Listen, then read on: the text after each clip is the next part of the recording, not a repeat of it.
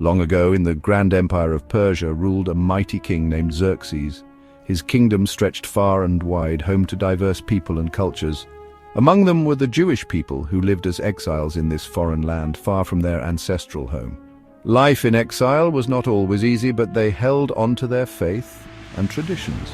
In the bustling city of Susa lived a young Jewish woman named Esther. She was known for her beauty and kind heart. Esther lived with her cousin Mordecai, a wise and respected man who raised her as his own. One day the king sought a new queen. Esther, with her captivating grace and charm, was chosen to be presented to King Xerxes. The king, captivated by Esther's beauty and demeanor, chose her to be his queen. He placed a golden crown upon her head, and Esther stepped into the world of royalty and power. However, on Mordecai's advice, she kept her Jewish identity a secret, unaware of how this hidden truth would shape her destiny. Life in the palace was a whirlwind of luxury and grandeur. Esther, however, never forgot her roots or the lessons of her cousin Mordecai. Mordecai, a loyal subject of the king, spent his days at the palace gates, keeping a watchful eye on his beloved Esther and the affairs of the kingdom.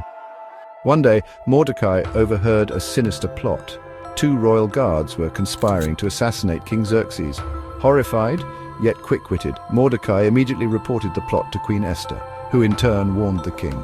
The conspirators were apprehended, and the king's life was saved. Mordecai's loyalty was recorded in the royal chronicles, but his heroic act soon faded from the king's memory. Meanwhile, a proud and ambitious man named Haman rose to a position of power in the king's court. Haman despised Mordecai because Mordecai refused to bow down to him. Consumed by hatred, Haman plotted revenge, not just on Mordecai, but on all Jewish people in the kingdom. He convinced the king to issue a decree ordering the annihilation of all Jews in Persia. News of the horrifying decree reached Mordecai, who was devastated. He sent a message to Esther, pleading with her to intervene. "You were chosen for such a time as this," he urged. Esther was terrified. Appearing before the king without being summoned was forbidden and could mean death. Esther's heart pounded in her chest, but she knew what she had to do. She decided to reveal her hidden identity and risk her life for her people. She sent word to Mordecai, asking him to gather all the Jews in Susa and fast and pray for 3 days and nights. She too would fast and pray for courage and for the king's favor. After 3 days, Esther, adorned in her royal robes, approached the king's throne room. Her heart pounded with every step. The king, upon seeing his beloved queen unsummoned, was surprised, but his heart softened at the sight of her. He extended his golden scepter, sparing her life. "What is it you wish, Queen Esther?" he asked. "What troubles you so?"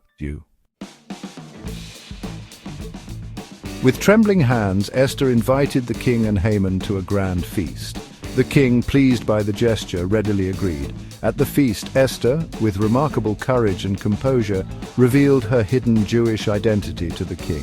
She then exposed Haman's evil plot to annihilate her people. The king was enraged by Haman's treachery. The very man who had saved his life was the intended victim of this evil scheme. The king ordered Haman to be hanged on the very gallows he had built for Mordecai. Justice was served, and the Jewish people were saved from impending doom. To commemorate their miraculous deliverance, Esther and Mordecai established the festival of Purim. On Purim, Jewish people celebrate with feasts, exchange gifts, and listen to the reading of the Book of Esther, remembering their history and the triumph of good over evil. The story of Purim reminds us that even in the darkest of times, courage and faith can overcome adversity. It is a story of bravery, of standing up for what is right, and of the unwavering spirit of a people.